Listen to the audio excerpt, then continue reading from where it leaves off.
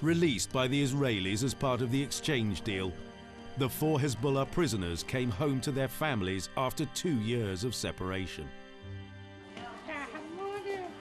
Mohammed Saror returned to the southern village of Ait al-Shab. In Yatta, Maher Karani was reunited with his wife and son.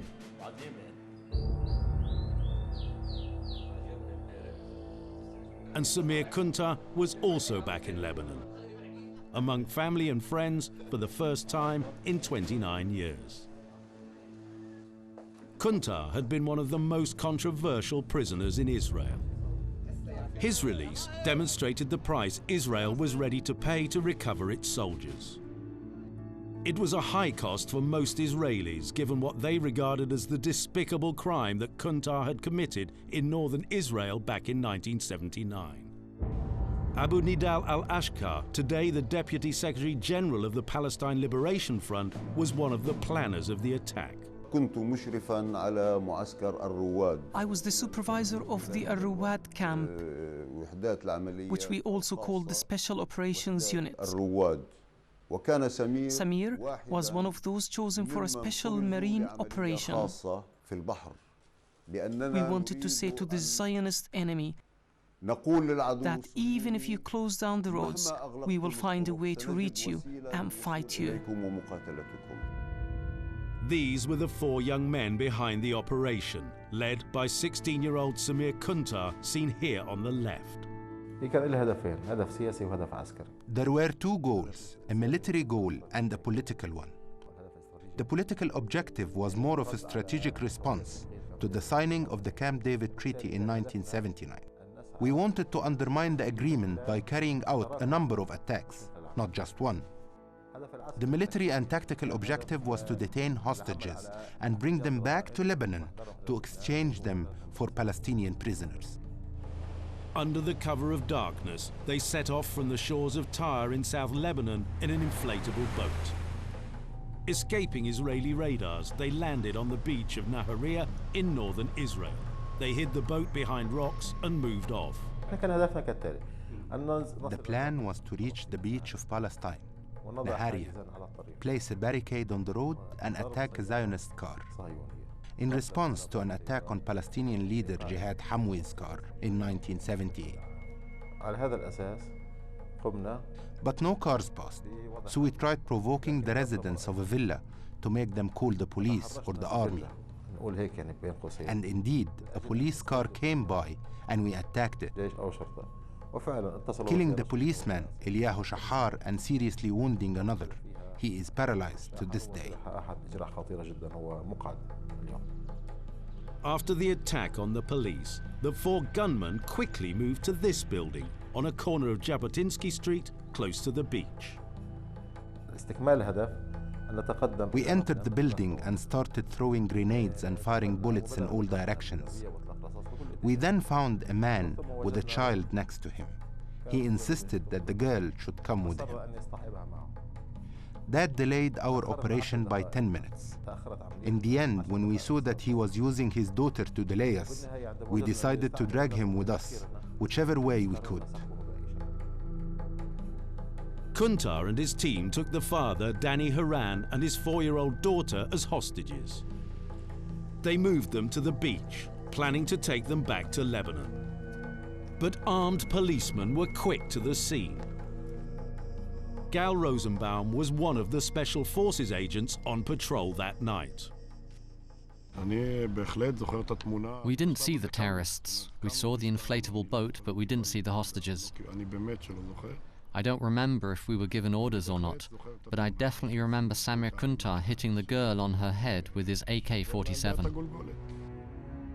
But Kuntar has a different version of events regarding what happened to the 2 hostages.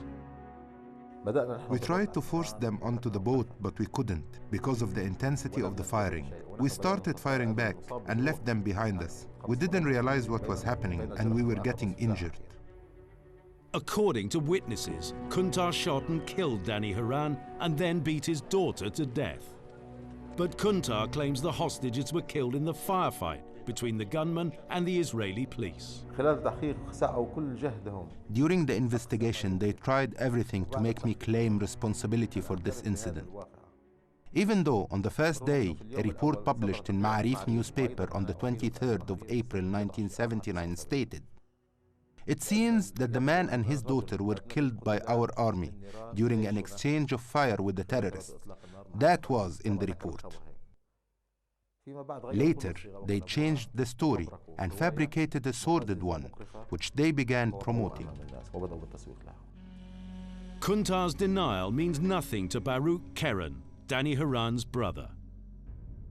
29 years later, Keren still holds Kuntar firmly responsible for the deaths of his brother and niece. And he vehemently opposed Kuntar's release. I wouldn't want to be in the Prime Minister's shoes, having to make these decisions. How did he allow Samir Kuntar's voice to be heard? He was behind bars. The way my family and I see it, he's a criminal who shouldn't be released. And surely not in exchange for two bodies.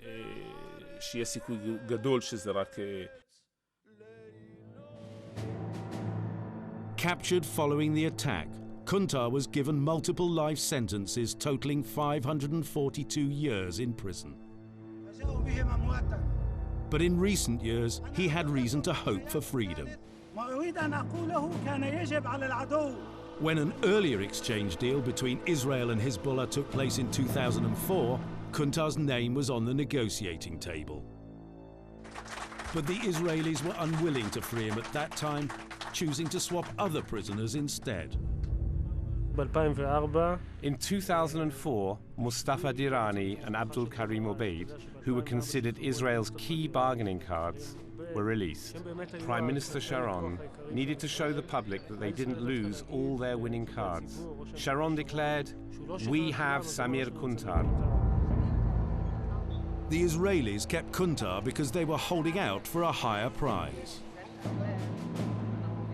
They wanted to know the fate of Ron Arad, the Israeli navigator whose fighter jet was shot down in South Lebanon in 1986, who remains missing to this day. Arad's friend, Ami Ziv, recalls their final mission together. Ron Arad and I have been a pilot too, and Israeli pilots and Israeli soldiers have been sent to war, unfortunately, but with never any mission being to kill citizens or to hit innocent people. Not saying that innocent people were not injured or killed by Israeli forces. I wish it was true, but it's not true. This rare footage shows Ron Arad's plane over the southern city of Sidon in 1986. It was firing at Palestinian targets. Ambulances rushed to evacuate the dead and wounded as Palestinian and Lebanese anti-aircraft guns opened up against the plane.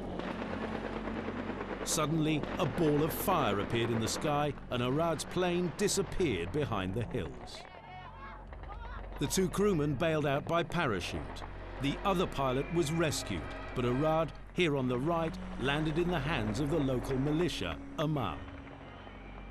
Arad spent his first night in captivity in the southern suburbs of Beirut at the home of Mustafa Dirani, Amal's military leader. More than 20 years later, the fate of Ron Arad remains a mystery. It is believed that at the beginning of 1988, Arad was moved to a town in the west of Lebanon's Bekaa Valley. Reports suggest that he disappeared on the 4th of May 1988 during an Israeli military offensive in the area. I think that previous Israeli government, and that's especially the impression of the Arad family, have not done enough to secure the release of Ron Arad, or at least to get sufficient information about his remains. But in the 2008 negotiations, which saw the release of Kuntar, Israel demanded information from Hezbollah on the missing pilot. في موضوع رون أراد قدم حزب الله كل ما يملك من معلومات. Hezbollah presented all the information they had on the Ron Arad issue. They put a lot of effort into it and formed a team to search for him. Several possibilities were analyzed in an attempt to find out what happened to him. These were put in a report along with witness testimonies from people connected to him. The report was then sent to the Secretary General of the United Nations. But in the end, the Israeli government rejected the report. Despite the details, it raised more questions than it answered.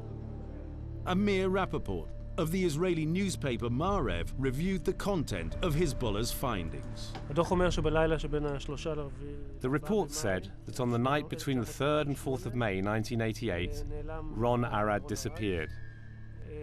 That's the night when the IDF carried out an operation in the village of Maydoun in South Lebanon. During this operation, some 50 Lebanese were killed. It was a very large operation, the largest since the First Lebanon War, which had ended 6 years earlier. Hezbollah claims that during that night, Ron Arad was held in the Bekaa area.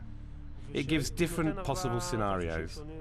The first was that Ron Arad tried to escape on his own and was shot by one of his guards. Another possibility was that he was shot by one of the guards for revenge when the guard heard the news from Maydoun. It's not a matter of thinking if Ron Arad is alive or not. The only thing I think about Ron Arad is that nobody out there, nor in Israel, nor in Lebanon, nor Hezbollah or others, can say definitely and bring proofs, but solid ones, that Ron Arad is in fact not alive. Hezbollah is well aware of the potential value in uncovering concrete evidence about the fate of Arad. Hezbollah will continue to search for the truth about Ron Arad, because the solution to this puzzle will bring about huge results and great contributions to the release of hundreds or thousands of Palestinian prisoners.